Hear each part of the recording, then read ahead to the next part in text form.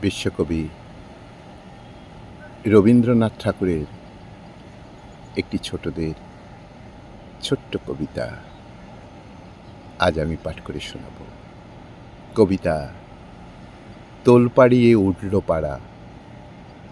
শুরু করছি। তোলপাড়িয়ে উঠল পাড়া, তবু কর্তা দেন না সাড়া। জাগুন, শীঘ্রই জাগুন। অ্যালার্মের ঘড়িটা যে চুপ রয়েছে, কই সে বাজে। ঘড়ি পরে বাজবে, এখন ঘরে লাগলো আগুন। অসময়ে জাগলে পরে ভীষণ আমার মাথা ধরে।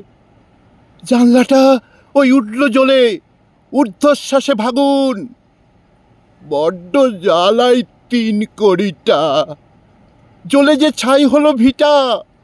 ফুটপাতে ওই বাকি ঘুমটা শেষ করতে লাগুন। ঊর্ধ্বশ্বাসে ভাগুন, ঘরে লাগলো আগুন। ঊর্ধ্বশ্বাসে ভাগুন, ঘরে লাগলো আগুন।